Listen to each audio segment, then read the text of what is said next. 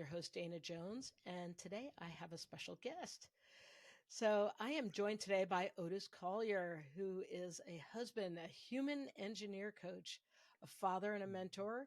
And having just under 15 years in the fitness industries, his accomplishments have embodied the defiance of all the hurdles from birth, despite being born with a birth defect, despite fighting childhood obesity, despite losing his mother at 21 years old. He was able to turn these problems into his superpowers. Welcome, Otis. Well, hello everyone. Thank you for having me. I appreciate it. So I kind of, tipped in on a little bit. So tell us who you are and what are these hurdles that you're talking about?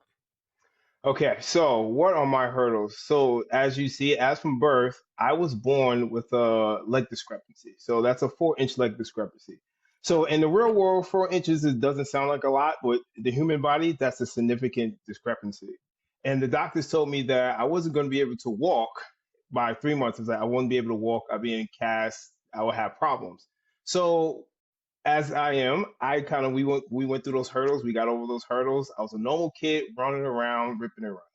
So by the age of 7, however, for this discrepancy, I started to have a curvature in my spine, aka kind of scoliosis. So one of the doctors suggested, hey, let's put a shoe lift in his shoe, but on the outside. Now, I don't know if your viewers know what a shoe lift is, but I promise you, having a shoe lift on the outside at 7 years old is very tough and it's very brutal because the kids are mirthless. They will, yeah. So we went through that about 6 months. I cried and stuff like, Ma, I don't want to do this. I'd rather just go without the shoe lift. So she's like, okay. So we found the doctor in Lower Manhattan.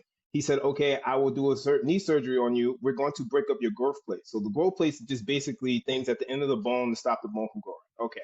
But I have to have two surgeries. But so by the time of 9, I done had 2 knee surgeries already. But I didn't think any of it because it was like, hey, every time you go to the doctor, I get to miss school. I'm like, hey, let's go to the doctor all the time. I love this. So we went through that. And then right now, the discrepancy is only about a quarter of an inch. So went through normal school, went through normal childhood, ripping and running, playing and everything like that. So I would say about the age of 12, I was approximately 200 pounds by the age of 12. So I love my snacks. I jokingly say I'm gonna live and die with a cookie. I can't help it. That's my vice. That's my vice. I love it. Hey, sue me. Okay. So, but still, nonetheless, I was still active outside playing, doing different types of sports, basketball, football, baseball, doing all type of sports. So we went into high school football.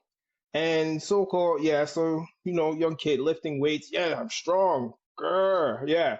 However, I was lifting properly, and by the age of 17, I had a big hole in my stomach called a hernia. So one day, sitting on the couch, yeah, sitting on the couch, stood up, and immediately went down. Like, oh, something's wrong.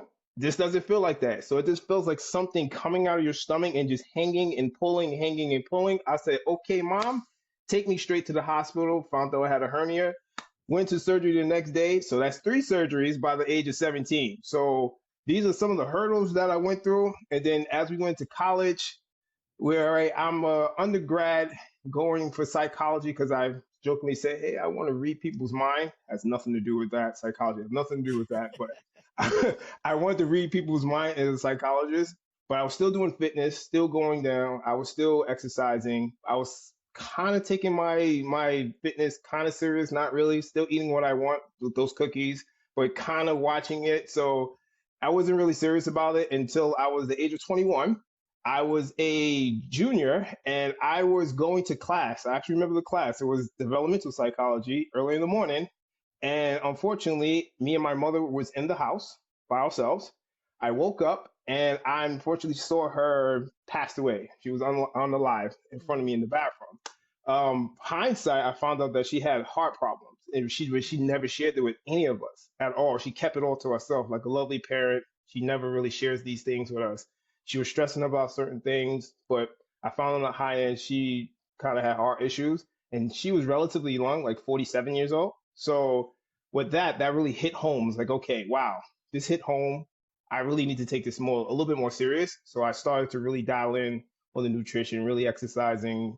I kind of went a little overboard. I was doing 2 a days, If you ever done tour days for 6 days a week, that is, yeah, oh, cool, cool. It's okay. Learn from our mistakes.